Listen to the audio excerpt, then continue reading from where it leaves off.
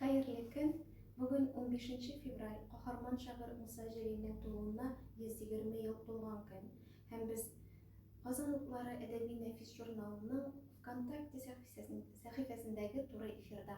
Бүген без Муса Җәлил яшәгән музей сафарда очрашырга булдык. Безнең бүгенге тема Җәлил һәм җәлилчеләргә багышлана, сүз көченә һәм каһарманлык бәхәсе дип атала. Луиза, бүген иртүк син үзеңнең просто lo.sborniki дигән матур бер каналыңда шундый матур бер пост куйган идең. Инде менә шуны укып Шундан башлыйм әле. Мин аны шундый тетрәнеп үзем укыдым. Дөресен әйткән вакытта, ул быел гына язган пост түгел иде. Ниндидер шундый гадәт булган икән. Безнең бит ВКонтакте хәзер искә калган, хәтердә калган тарихларны актарып чыгара да, безнең сторисларга нәрсә куелып барган, шуларны күрсәтә. Ачып җибәрдем дә бүгенге шул истәлекләрне һәм бер артлы ел саен язып барган, Җәлилнең туган көнендә язып барган шул истәлекләр килеп чыкты. Һәм һәрберсе баштан мин әтиемә ошатып ярата идем Җәлилне дип, чынлап та мин кечкенәдә Муса Җәлилне әтигә ошата идем гел. Төсе кыйффәте буенча һәм бу постларны бушлай башлый торган булган. Бу 2018 елда язылган пост. Дөньялар әле бөтенләй башка вакытта язылган пост һәм ул вакыттагы бераз гына дөнья кыйшайган мизгелләрне, ниндидер безне борчыган сорауларны куеп язылган пост булган һәм менә хәзер укып китәм. Менә бу фотода гел әтиемә охшатып ярата идем Җәлилне. Җылы итеп, гаилә әгъзасы шикелле кадерле итеп. Шигырьләрендә үлеме турындагы фактларны да өйдә һәркем по умолчанию белергә тиешле икәнлегне хәтерлим. Марина Цветаева истәлегендәгечә: «Мама, а кто такой Бонапарт? Тебе 6 лет, и ты не знаешь, кто такой Бонапарт? Моя дочь не знает? Но откуда я могу знать? Мне же никто не говорил. Да это ведь в воздухе носится». Бу Цветаевага әнисенең кырыс кискен җавабы. Әйе, һава тулган иде без үскән чакта өйдә, авылда Җәлил белән. Моңлы бер җыр спектакльнән соң ничек тетрәнеп йөргәнемне хәтерлим. Авыл кибетенә буй-буй соры халатлар кайткач, дефицит чорда халык арестант Җәлилнекенә һәм көрәштәшләренекенә охшаган диye сатып алмады. Карт бабай Германиядән алып кайткан зингер машинасы теркелдәп эшләгәндә, мин аның җырлый-җырлый күлмәк теккән дилбәрен күз алдына китерә идем. Кышкы кичләрдә зәңгәр карны ерып чаңгыда йөргәндә, яралы солдатны аяган тимәгән бүреләрен. Авылдагы чакта янгыннар еш булды. Һәр янгын вакытында безне балаларны уттан ераграк тотарга тырышалар. Ә мин якынаям да, күмерләнгән өйнең тупсасында аунап ята ана гәүдәсе дигән Җәлилнең шомлы юлларын искә төшерәм. Үсә төшкәч, бригадир кыз Фәйрүзә белән хатташучы Тимер Булат язмышы бик каты борчый башлады мине. Җәлил шәхсенә кагылышлы төрле карашлар, фикерләр, мөнәсәбәтләр яши. Алар бар һәм булды. Әллә Җәлилне туганым кебек кабул итеп үскәнгә, сабыйларча рәнҗеп шундый чакларда. Әйе, адәм баласы узган еллар чытырманы эчендә төрлесе булгандыр. Әйе, без чынбарлыкның күзенә карарга аек акыллы булырга тиештер. Булыйк, бер сүзем дә юк. Әмма шагыйрь Җәлилгә килгәндә, аны пычратуларын күтәрә алмыйм. Шагыйрь тудырган каһарманны җәберләү, ул балага кул күтәрү белән тиң. Шигырем нинди, үзең шундый, җаным шундый дигән инануда яши миндә тагын. Җәлилнең сугыш чоры лирикасыннан, аның легендасыннан башка, аның каһарманлыгыннан башка без күпкә ярлырак булыр идек. Яңа буын өчен яңа геройлар кадерле беләм. Әмма мин әле һаман наивмы, иллюзормы, хис белмим. Гайдарның Тимурын сагынам, 4-й высота китабындагы Гүле Королеваны, без бит алар кебек булырга омтылып үстек дип. Еллар узган саен Җәлилнең соңгы мизгелләре турында уйлыйм. Һәм нидер юатасы килә аны вакыт илтәсе аша.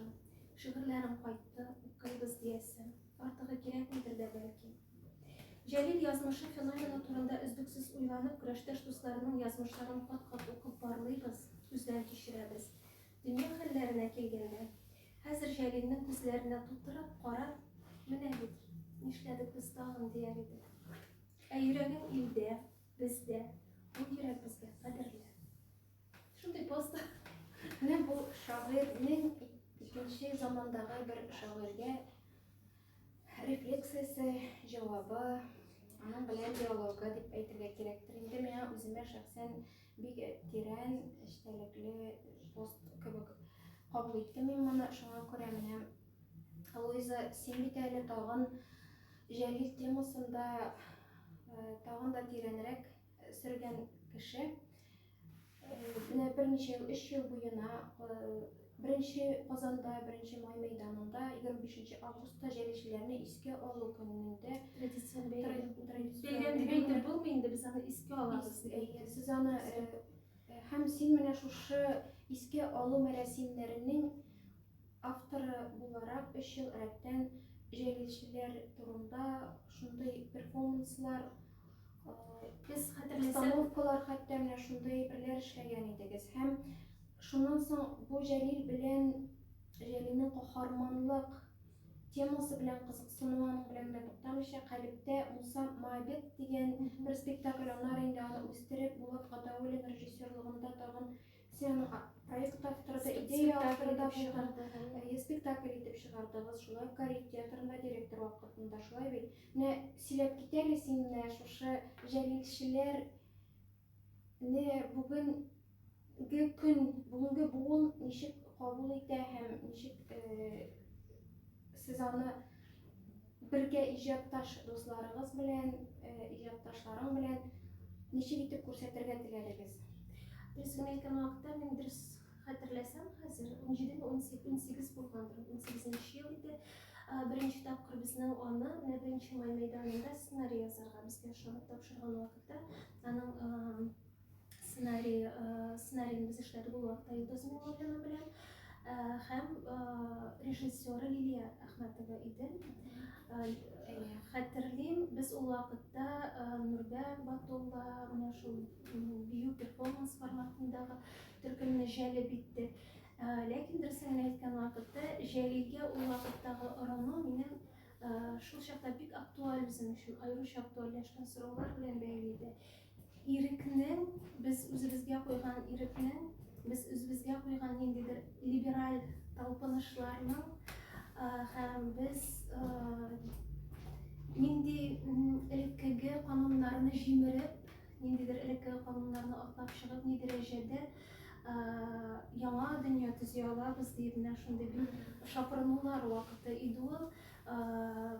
Искечә түгел, яңача яшибез дигән менә шундый омтылышлар, талпынышлар вакыты иде. Аның бик матур чагылышлары да бар иде, әлбәттә. Ул бик безнең чынлап та иркен сулаган заманнарыбыз иде. Һәм шул вакытта без ниндидер чикләрне җимереп, үзебезгә кадерле булган кануннарны бераз читкәрәк итеп куеп, каһарманнарны пьедесталлардан төшерергә омтылганрак вакытлар иде. Һәм мин Җәлилнең чынлап торып ул вакытта гел уйландым, ни өчен бәлгәләнде икән ул шигырьләрем илгә кайтсын дип, ни өчен ул текстларның кайтып җитүе шул кадәр дәрәҗәдә үзебез исән кайттык дип түгел, ни өчен шигырьләрем кайтып җитсен дип. Һәм менә шушы ике чиктә калган Җәлил һәм аның граждаш дуслары, җәлилчеләр дип сөйләшергә күнеккәнбез. Гәрчә Кайнан Кырмаш төркеме ул хәтта шулай атала да рәсми рәвештә, менә яңа соңрак кайткан документларда Курмаш идеясе других дип әйтә, Курмаш төркеме дип. Һәм мин уйлана идем, ни өчен Җәлилгә бик мөһим була бу шигырьләренең халкына кайтып аны укулары. Чөнки башка төрле иттереп ул дөреслекне илгә кайтарып булмый ул вакытта. Аларны барыбер әсирлеккә төшкәч хыянәтче дип атаячаклар, аларны барыбер илен саткан дип атаячаклар, аларны барыбер кайткан очракта да хөкем итәчәкләр, алар барыбер мондагы хөкем каршына басачаклар. Шигырьдәге бөтен тупланган энергиясе, дөрестлеге, хакыйкате менә шуларның кайтып, аның исеменең лаеклы булып калуын Җәлил шулар аша безгә исбатларга, еллар аша исбатларга тырышкан. Ул белә үзенең кайтмаячагын, ул белә үзләренең нәрсә көткәнен. Һәм менә шуннан кереп китеп, уйлана башлаган идек без Җәлил турында. Һәм мин кешенең ничек иттереп, һәрвакыт кызыксына идем, кешенең ничек иттереп система каршында нык булып кала алуына, үлем каршында, җәза каршында һәм үзенең дуслары каршында лаеклы булып кала алуына. Чөнки Җәлил бөтенесе өчен дә ул Алар өчен барысы өчен Муса абый. Шуны кормашлар аңа шигырьләрен Октябрь баласына җибәреп, хәзер без Ялкын журналы буларак беләбез инде. Беренче шигырьләрен шунда җибәреп хат алышкан Муса абый. Симаевлар белән, Алишлар белән, ул аларның барысы өчен дә карап тора торган агай. Һәм менә шушы Җәлилнең кеше буларак феноменын, иҗатчы буларак феноменын һәм тулы бер рейх система эчендә кеше булып кала алу феномены кызыклы иде минем өчен. Һәм без менә шуннан кереп китеп өйрәнә башладык.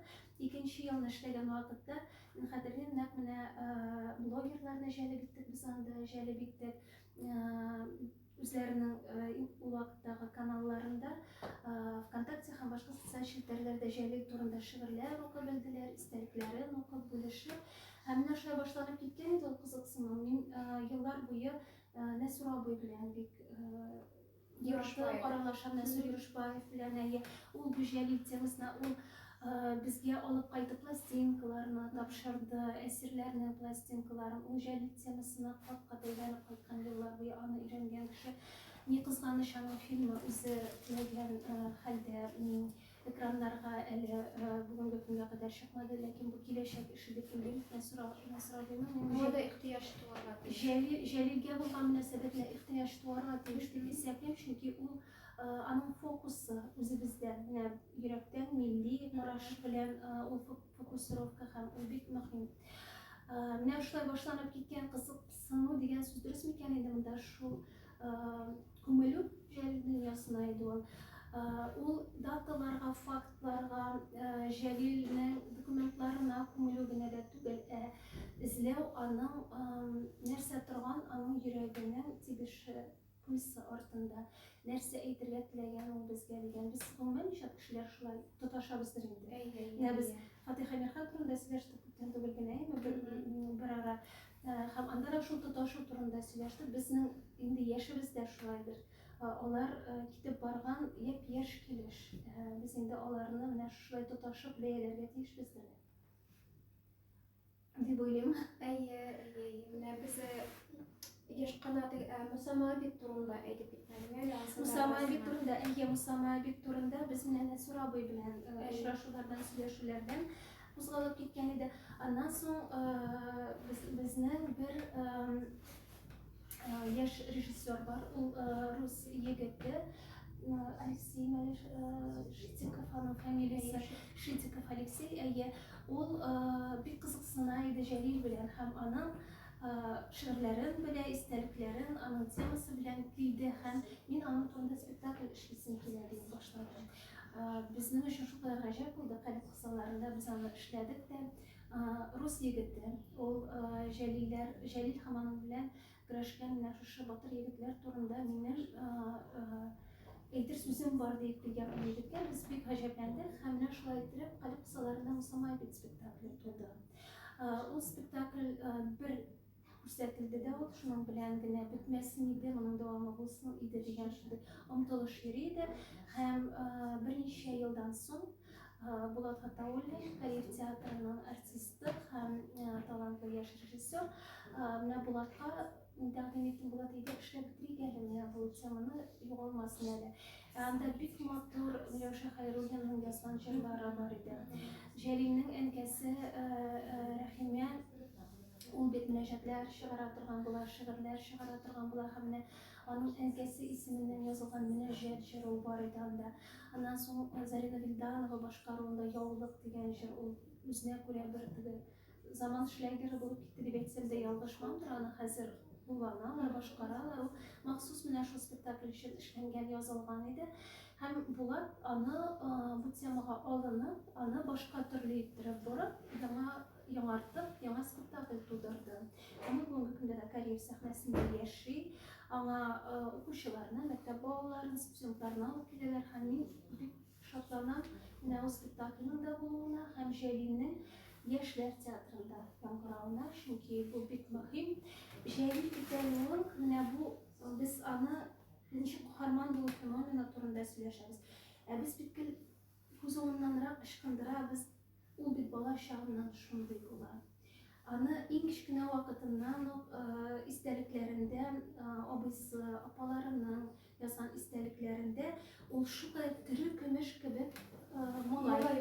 Ул бердән тик тормый, ул тупырдап тора, тәгәрәп тора. Әле менә без эфир башланган чыланыш белән сөйләшеп утырып, аның күзләре дөрләп тора, аның дөрсу янып тора күзләре. Һәм менә шул кечкенә малайдан ул дөресен әйткән вакытта ул бердә тик тормый. Ул укыган вакытта, мәдрәсәдә укый башлаган вакытта да китаплар укый, мугаллимнәреннән нәрсәләрдер сорап алып укый. Хөсәйниядә аннан соң. Аннары бит инде Шинәкәй белән дуслашып китеп, ул әткәсе тиф авыруыннан вафат булганнан соң Оренбургка күчеп килеп яшәгән вакытларында ул бит инде Шинәкәй фатирында урнашып, тулаем иҗтимагый эшләрдә катнаша башлый, бердә тик тормый.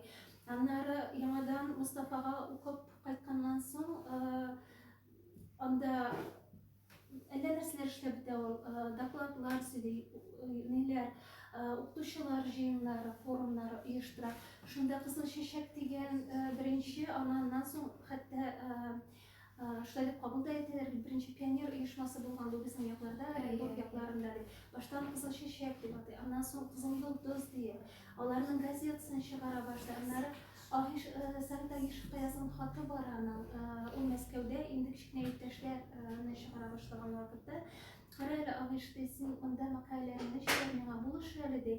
Без хәтерләсәң, бала-чага журналларының, газета журналларының мавыгы уйнап кына башлаган идек моны. Менә хәзер Волкасап чыгарган зур басмада безнең бергә язу мөмкинлеге бар дип. Ягъни аның ахыр чиктә менә бу политрук була бит инде ул нидә, ул болай гына яуга киткән, сугышка киткән солдат кына да түгел, һәм журналист кына да, корреспондент кына да түгел. Аның менә шушы юлны үтүе, шушы политрук булып җитешүе, беренчедән менә абыйсының истәлекләре бар. Дутовчылар Оренбургны алган вакытта Мустафа да кулдан кулга, Мустафа да кулдан кулга йөрде, Оренбург да кулдан кулга йөрде ул вакытта дип. Һәм нәкъ менә шул вакытта сәясәт белән һәм кызыл хәрәкәт белән чынлап кызыксына башлады Муса Җәлил дип. Һәм менә бу очракта тагын шуны да әйтергә кирәктер. Җәлил ул чактагы кызыл хәрәкәт, кызыл армия һәм совет чоры координаторларына, русча әйтсәк, ул встроенный кеше. Ул менә шул координаторлар һәм шул тәгълиматлар белән яши торган кеше. Аның бөтен үткән юлы, комсомол юлы, хезмәт юлы, бөтенесе шуны күрсәтеп тора. Килеп эләккән мөхиттә легионнар бит алар оешалар, нигездә советка каршы нәкъ менә шушы мөселман, рус булмаган халыкларны җыеп, ул вакытта татар башкортларның аерым легионы бит инде менә бу Идел-Уралда легионны оештыралар, нәкъ менә советка каршы бу солдатларны, совет сугышчыларын, сез бит мөселманнар, совет дәүләте ул мөселманнарны кысрыклый, аларның дини тәгълиматларына каршы кеше, шуңа күрә сез безнең якта көрәшергә тиеш дип пропагандалыйлар бит инде. Һәм менә бу очракта аңларга кирәк, Җәлилне төрлечә күрсәтергә тырышалар. Җәлилнең координаторлары гомумән Хөсәйния мәдрәсәләрен тәмамлап, ахырда алар кулларына Коръән тотып китәләр үлемгә киткән вакытта. Ләкин аның бөтен тормышы совет иленең координаторлары белән бик туры килә, тәңгәп килә. Шуңа күрә без менә бу әйберне онытмаска тиешбез. Аның каһарманлыгы турында сүз алып барганда да дип исәплим. Һәм аның хыянәтчеме юкмы дигән сорауны куйган вакытта да аның инануы белән совет солдатының инануы, алар тәңгә төшенчәләр, алар бер-берсеннән аерым йөрмиләр. Шулай булып килеп чыга да бит инде ахыр чиктә. Ул стратег буларак формалашкан була, моннан киткәндә ул. Һәм ул алдан күршәнлеген шунда эшкә җигә. Менә хәтта бу шигырьдә дә менә шулай бер менә бүген ачып җибәрде, кайсыдыр шигырьне укыйбыз дип әйтмә. Ачып җибәрдем минем катилгә дигән шигырь ачылды. Теге палашу бар бит әле китапта, шуны тегеп булды. Итүче палаш дигән мәгънәдә бит безнең катил. Минде бу 43-нче ел ноябрьдә язылган шигырь. Минде чүкмәм катил синең алда, кол итсәң дә, тоткын итсәң дә, кирәк икән үләм аяк үрә, балта белән башым киссәң дә, меңен түгел, бары йөзен генә юк ит алдым синең сыңарның, һәм халкымнан кайткач шуның өчен мин сезне гафу сорармын. Асылда аларның февраль айында булган суд хөкеме, суд карары Насу алар атарлар дип көтәләр, җәзалау усулының ничек булуы төгәл билгеле булмый. Гильотина практикасы нигездә булмай. Гильотина практикасы гомумән гильотина баш кисү, палачның баш кисү ысулы аша җәзаны тормышка ашыру ул Франциядә барлыкка килә һәм ул нәкъ менә җәзалауны гуманлы итәр өчен барлыкка килгән була. Франциядә ул бик француз революцияләре вакытында барлыкка килә һәм шул вакытта кулланыла башлый. Инде Икенче дөнья сугышында гильотина аша җәзалауны тормышка ашыру гомумән бик сирәк кулланыла, чөнки җәзалау ул бары тик атып үтерү аша гына электр урындагы булгандыр инде ул вакытта тагын. Һәм гильотинаны ни өчен нәкъ менә җәлешләргә кулланалар соң? Булар 3нче рейх өчен иң зур дошманнар санала һәм алар атып үтерергә дә лаек, иң зур җинаятьчеләр саналалар. Һәм алар хәтта атып үтерергә дә лаек түгелләр дип табылалар. Шуңа күрә гильотина аша аларның башларын чабарга хөкем карары чыгарыла. Бу аннар прецедент булып та тора, чөнки берәү икәү генә дә түгел алар. Алар бер юлы 11 кеше. Бер юлы бу 11 кеше яшьлектән, балачактан яшьлектән бер-берләрен белеп, бергә берләшеп, анда аларга кирәк аларның дөресен әйткән вакытта кайсылары легион эчендә торып, Җәлил инде 43нче елда ирекле рәвештә Германия буйлап йөрү мөмкинлеге паспорт алып бит инде ул йөри. Симаев, Абдулла Алиш, алар Венетада радиостанцияда эшлиләр. Һәм алар листовкалар тараталар. Җәлил идеолог бу урында Кырмаш Гомәров фамилиясе белән йөри бит инде. Ул хәтта әле тоткынлыкта, әле төрмәнең эчендә вакытта татар-башкорт егетләре белән күрешкән вакытта, кайсы белән күрешкән вакытта да гел кисәтеп куя торган була. Мин Гомәров монда, минем фамилиям Гомәров, минем Җәлил икәнлегемне артык сиздермәгез, мен Гомәров дип дәшегез ди. Бу инде конспирологик үзенең була, ысулы була һәм менә ул вакытта да ул үзенең анда зур язучы икәнен белдертәсе килмәгән. Дигән сүз бит инде бу зур советлар. Ләкин бөтенесендә аның Муса икәнлеген үзара беләләр, аларның тегеләргә белдертәсе килмәү һәм рядовой итеп, чөнки аның алып бара торган эшчәнлеге бар, аның куйган син әйткәнчә стратегик бурычы бар һәм ул бурычка ирешергә кирәк. Һәм ул миңа калса бик зур эчке психологик ничек дип әйтим инде каршылыклар аша үтеп киленгән бурыч. Шуңа күрә ул психологик яктан да берничек тә сиздерергә ярамый. Әмма дә ләкин инде аның кем икәнлегенә шикләнә башлаулары аларны кулга алганчы бик күпкә иртәрәк була. Аларны карап торалар, күзәтеп торалар. Һәм менә Демблинда вакыттагы очрашуларны Капелла оешкан вакытта бит инде Кырмаш кул астында була бит инде бу идеолог килеп йөри. Симаевлар, Алишлар тегендә листовкалар эшлиләр, радиостанция аша. Капелланың эшчәнлеге вакытында, алар концертлар куйган вакытта, спектакльләр күрсәткән вакытта, алар асылда пропаганда эшен алып баралар бит инде. Сезне сугыш эшенә фронтка кертеп җибәргәч, сезгә партизаннар ягына чыгарга, совет ягына чыгарга дип гәрчә алардан рейх икенчене көтә. Легионерлардан бу якта сугышуны, үзләре рейх ягында сугышуны көтә бит инде. Һәм менә бу очракта миңа калса алар Җәлил белән Әхмәт Симаев арасында иң өлкән һәм иң ничек дип әйтим икән инде, русча сүз белән әйтим, зрелый өлгергән фикер йөрткән һәм сәяси яктан да, иҗтимагый яктан да барысы арасыннан да өлгергән агайлар нигездә. Һәм алар инде асылда нәрсәнең ничек икәнлеген белеп эш йөртәләр. Анда бит бөтенләй Рискларның нинди шансларның барлыкларын Әйе. алар һәр адымны кат-кат үлчәнгән булу ягыннан аларның сүзе теге зирәклеге ягыннан аерылып торгандыр дип уйлыйм мин.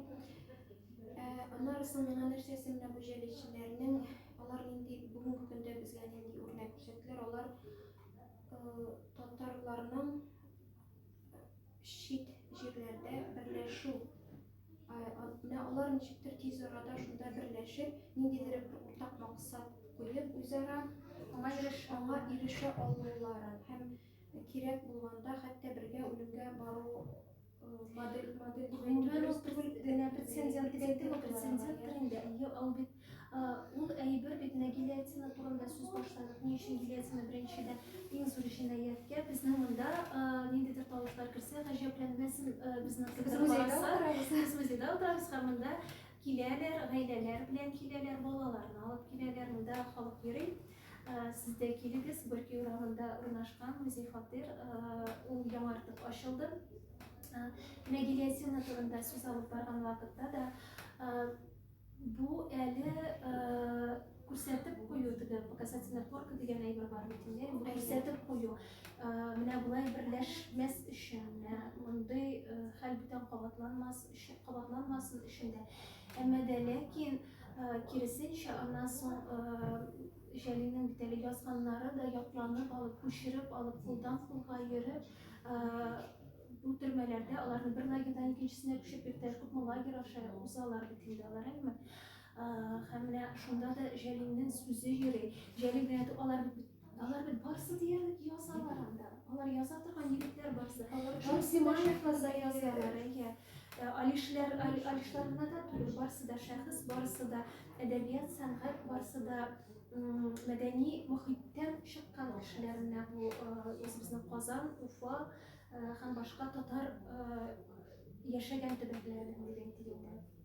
Һәм бу берләшүдән соң да әле алардан соң да миңа калса аның гильотина җәзадан соң да аның кайтавазы бик көчле булгандыр. Менә монда нәкъ кешенең алар барысы да яза торган кешеләр дип әйтеп бит, алар нәрсә инде яза торган кеше? Алар сүз кешенең ни дәрәҗәдә менә кабатлана инде тавтология көчле булуын аңлаган кешеләр һәм алар сүз кешенә ышанган кешеләр. Шагыйрь буларак кына түгел, Симаев журналист буларак мәсәлән.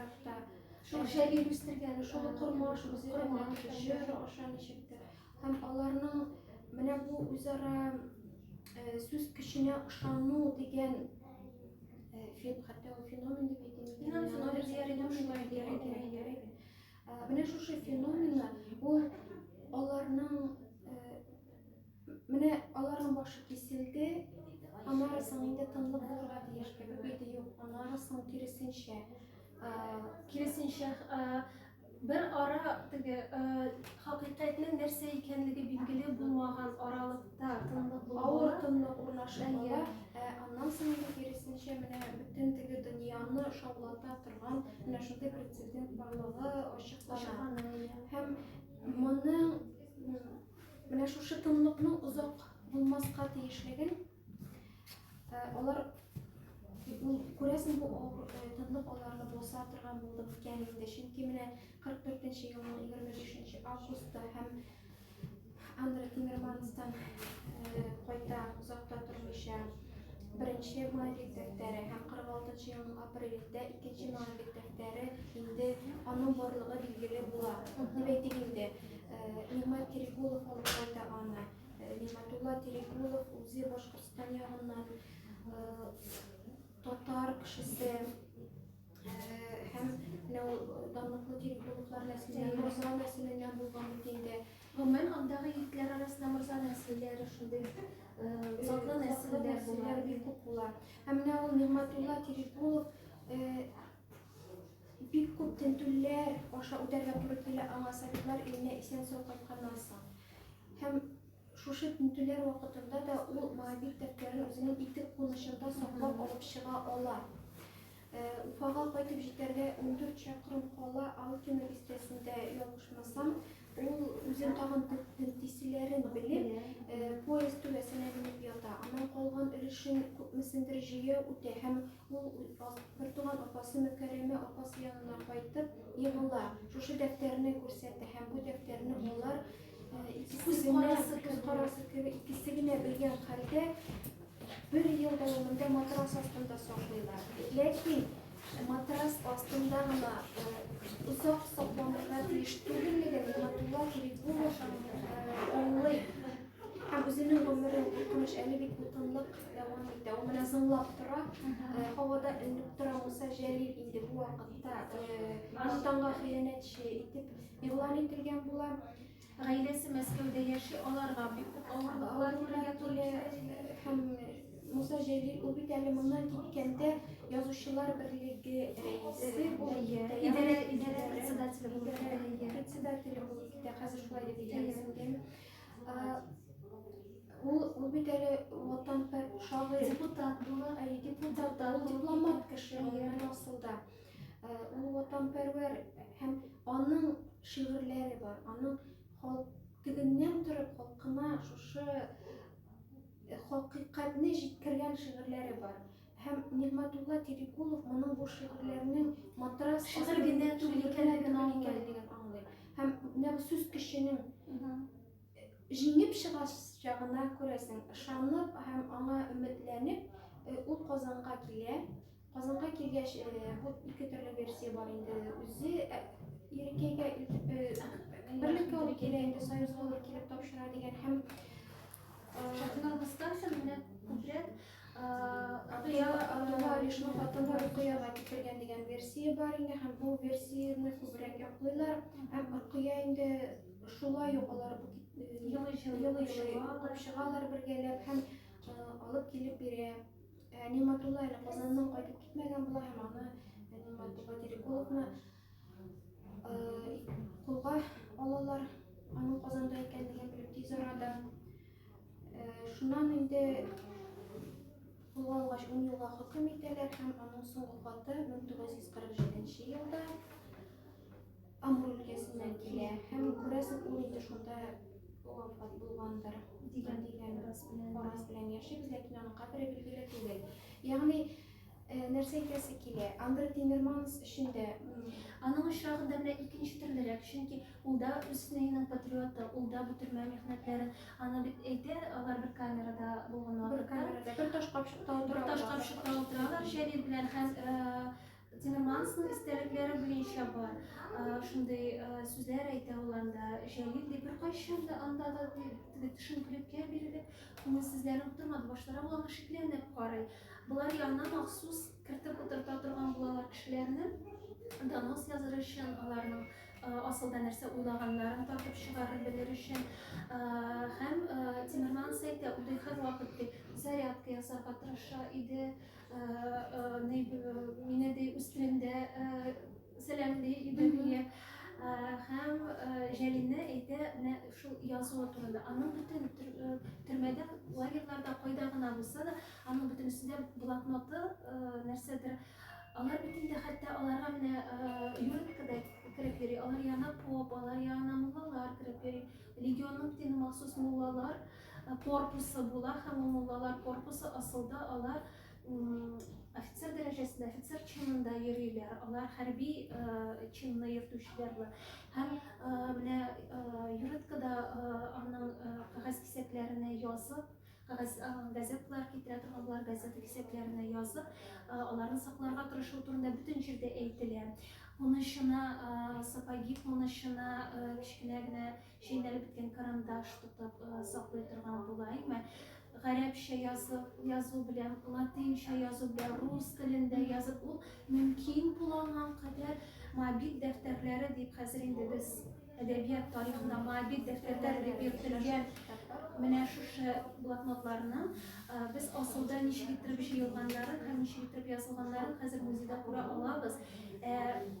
Күз алдына китүдә куркыныч, ничек аларны язырга, сакларга, нинди юл үтәргә тиеш булалар алар. Тимерманстан башлаган идек сүзне. Тимермансның тагын шундый сүзләре бар. Җәлилне ди сәләмә киемнәрдә Türmədəki sələmə etdirib göstərərgə tırışalar. Dürüst gibi dinləmək şu jürü kəvdəsin kilər.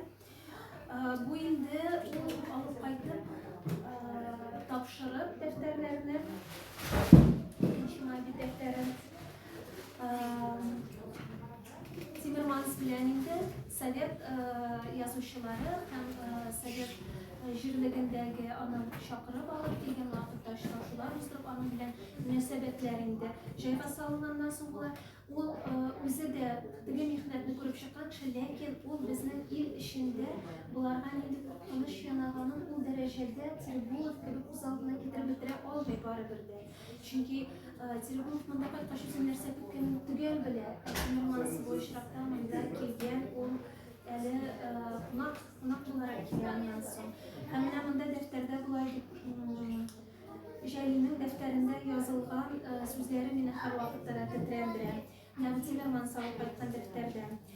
Birinci bitta şahırning Moskvadagi adresi ko'rsatilgan. Anlar şunda latin harflari bilan tatarcha tubendagi so'zlar yozilgan. Bu tüpte 33 şiir. Esirlikte hem tutqunlikda 1942-1943 arasında yozganlari 121 şiir. Hem poema.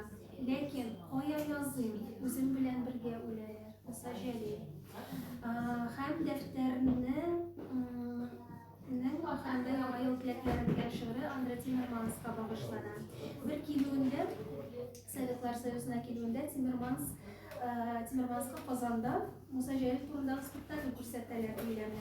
Timmermans obrazini o'ynagan artist boshqalar u obrazning nechik oshig'ini o'xshamog'ini so'raydi. Andre ama bulay deb javob beradi. Mening nechikligimni ko'rib turasiz endi. Amina Musa türmede sahnedagi yırtık kiyimlen tugul idi. U o'limni de oq ko'ylakdan galstuk kostyumdan qarshiladi deb aytib qo'yadi. Shunday istaliklari ham tag'in ma'lumot defterlarini shunda aytibga kerakdir. Mana Jalil bitinde zamanda bir istakni billa qo'yganman topmam kerak. Defter bitinde qaytgandan so'ng 53-yilda aprel oyida yolg'ishmasam literaturniy gazetada basılib chiqadi. So'zim aynan aytam shundan o'tib berabizmi? U kishi polk kredit mana bu lagerlarni endi ozod etib kelgan vaqtda ham meni shulay bitta bir haq paranda soldatlar kirib qatnashsalar kitobxona bo'lgan ulashga ham anda kitoblar taralib yotalar. Hem şunda bir soldatning ko'zine shalina taralib yotgan kitoblar arasında birinchi bit yirtilgan hem anda Musajjalining rasm uzugin o'qib turgan ulushi ham anda shuni ular ishqirib o'qiylar. Shunda kirgan soldatlar arasında Jalilni biluvchilar bo'lar. U bit bilan shunday Qozonda Moskvada yashagan Sovet shoiri Ulbek Otaqli kishi degan so'zlarni aytadilar. Hem endi mana bu literaturniy gazetada sho'lab bosilgandan so'ng anda Fadiyev ismi tilga olingan bo'lar. Fadiyev olib borib topshirig'iz degan. Bu bit endi ular Sovet yozuvchilar soyuzining yetakchisi bo'larmi? Hem şu vaqtda Fadiyev olib qaytig'iz degan ishroqda da u bütün mümkün bo'lgan kanallarni qo'llanadi, bütün sistemaning vertikalini qo'llanishga tirishadi, strategik fikrlari. Hem endi shundan so'ng Musajjaliga endi bundan so'ng Sovetlar Soyuzi giroyi ismi beriladi ham ondan so'ng Sevgilisi beriladi bir yıldan sonra 57 yanlışmasam. Şundan sonra da Jalil obrazı hem Jalil şahsi figurasına nihayet oranmaslık yola deyip aytsak dürüst değildir ama izleyenler oranalar. Bu işrakta biz indi men şahsen bu işrakta ondağı ittartışta onların işlep etkenlerin Xudoy o'zini ko'rib turganda ham biz endi unda borib qo'limizni tug'ib qo'ya olmaymiz. Ammo siz kishi botirlik, qahramonlik qilganini bilamiz. Aniqlashga qachondir Amirxonni silashganda shuni silashdik. Qo'yni da отменять etadilar. Futurizmlar kelganda shuning gibi bizda ikkigina ипкә ташланырга яратабыз без. Я каһарман дип пьедесталга гына күтәрәбез, я чыгарып кына, төшереп чыгарып кына исемен сызабыз, оныттырабыз, отменять итәбез. Шуңа күрә бу чиратта без Җәлил фигурасына һәм Җәлилнең шәхсенә иң беренче чиратта сүзе һәм эше, гамәле тәңгәллеге ноктасыннан карыйбыз.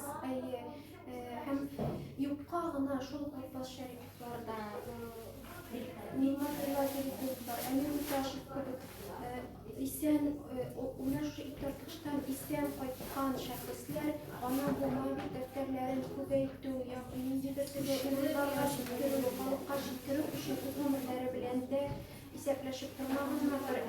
Без инде бүгенге күзлектән караганда, бүгенге ноктадан аларны бәяләгәндә без бәяләргә хакыбыз бар микән? Һаман да аларны кайта бәяләргә. Шуңа күрә менә аларның гомерләрен дә җилләмичә, сүз көченә ышанып, каһарманлык кулларына сокланырга гына кала дип уйлыйм. Һәм тагын шуны да әйтәсем килә, Шәймә. Без үзебезнең каһарманнарыбызны бик еш кына, үзебезнең шәхесләребезне бик еш кына каядыр озатып җибәрергә, биреп җибәрергә һәм бүләк итәргә яратабыз. Аларны үзебезнеке итеп кадерле итеп тоеп, эчке психологияларын үзебезнең фокустан чыгып өйрәнүдән битәр. Читкәрәк тибәреп куярга ашыгабыз. Һәм читләр карашы белән карарга ияләшкәнбез бу эшләрдә. Менә шунысы да бар. Һәм менә мин нәрсәсен дә тагын әйтәсем килә. Казанның йөрәгендә безнең шундый каһарман шагыйрьләргә ике һәйкәл бар. Аның берсе Җәлил булса, икенчесе Кол Шәриф. Алар икесе дә шагыйрь, икесе дә ватан патриотлары, үзләренең ватанына тугры калган. Хәзер Фатих Кәрим менә безнең президентыбыз каршына шулай килеп басты. Һәм бу әйберләр безнең семиотик планда дип әйтелгәндә, безне һәрвакыт исәтеп тора, искәртеп тора, алынмаска кирәклекне дәрес биреп тора, сабак биреп тора. Һәм без улардан чыннан да сабак алып яшәргә өйрәнсәк иде. Һәм бүгенге көндә Җәлилне үзебезнең эчке фокусыбыздан, ноктабыздан күбрәк аермарга кирәк. Һәм гел әйтүдән туктамыйм инде, бәлки арытып, ялыктырып та бетләндер бу сүзләрем белән. Казан ул шагыйрьләр, философлар, сүз осталары, сүз көченә ышанган шәхесләр мәркәзе, башкаласы. Һәм без Казаныбызның урамнарына чыккан вакытта, йөргәндә, туристлар килгән вакытта, үзебездә горурланып йөрер өчен Казанның нинди шәхесләр шәһәр икәнлеген күрсәтеп торырга тиешбез. Һәм туристлар килгән вакытта да һәрбер ноктасын, урынын Казанның менә монда шулар яшәде дип горурланырга, дип күрсәтергә тиешбез дип уйлыйм. Һәм әле ул Казан төрле инде без синең автономиянә әйтәбез, 20нче гасыр башына инде ул бөтен татар дөньясын үзенә җыеп торган Казанга киләбез дип торган урынга әверелгән җирдә. Менә без бүген Казан йөрәгендә Җәлилнең монда яшәгән музей фатирында утырабыз. Тагын бер генә әйберне әйтәсе килә. Гел алар әллә никадәр бәхетле һәм шик белән яшәгәннәр кебек тәэсир тудырырга тырышалар бүген сөйләшкән вакытта. Җәлилнең истәлекләрен укысак күренә.